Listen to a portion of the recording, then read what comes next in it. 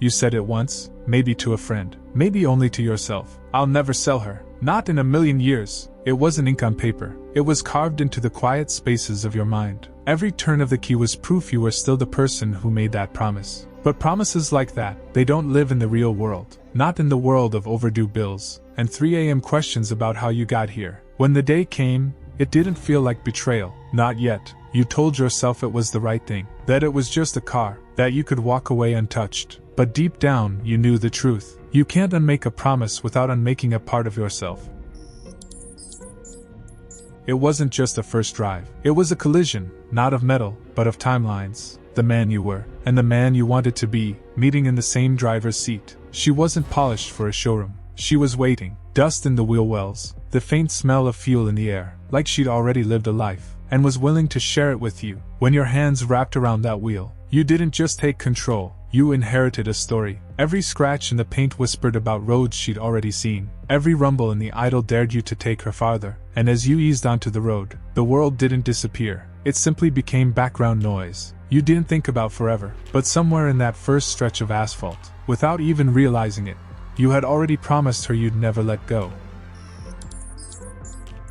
Most people think a car only shows you the road ahead. The right car shows you yourself. She wasn't just chrome and horsepower. She was a reflection of everything you were, and everything you were too afraid to be. When you were bold, she matched your pace. When you hesitated, she exposed it in the empty space between gears. She didn't forgive your fears. She made you face them. Every corner whispering, "Do you want this? Or do you just like pretending you do?" In her curves, you saw confidence. In her idle, impatience. In her headlights, the truth you'd been avoiding. And once you've seen yourself that clearly, there's no going back to looking away.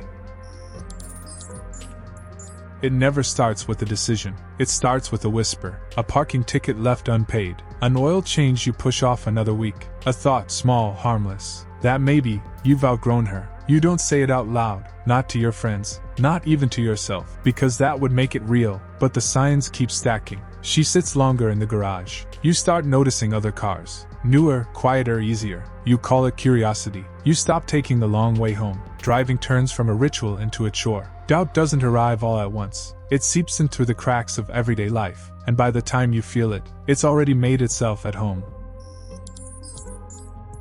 You expect a moment like that to be heavy, to feel the weight of every mile pressing down on your chest. But when it came, it was quiet, too quiet. A handshake, a signature, keys that felt suddenly lighter. You told yourself it was fine, that it was just a car, that you'd forget soon enough. But the loss doesn't hit when you hand her over. It hits the next morning, when the garage is just empty concrete. It hits when a Mustang passes you on the road, and for half a second you convince yourself it's her, and then you realize, the goodbye already happened. You just didn't notice when.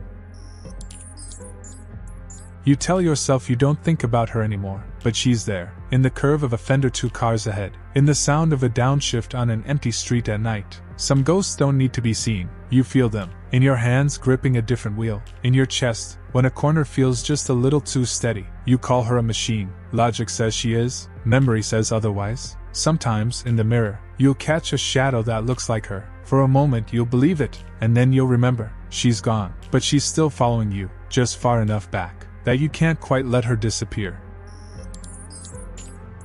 You thought the hardest part would be letting her go. It wasn't. The hardest part is living with the space she left behind, not just in the garage, but in you. At first, you try to fill it, another car, another project, something to smother the echo, but eventually you stop trying, because some spaces aren't meant to be filled. They're meant to remind you of what mattered. She taught you that promises aren't just about loyalty, they're about identity. Breaking one doesn't erase who you were, it just changes the road you're on. You don't need her to be that person again, but every time a certain engine note cuts through the air, you remember, you were lucky enough to have it once, and maybe that's enough.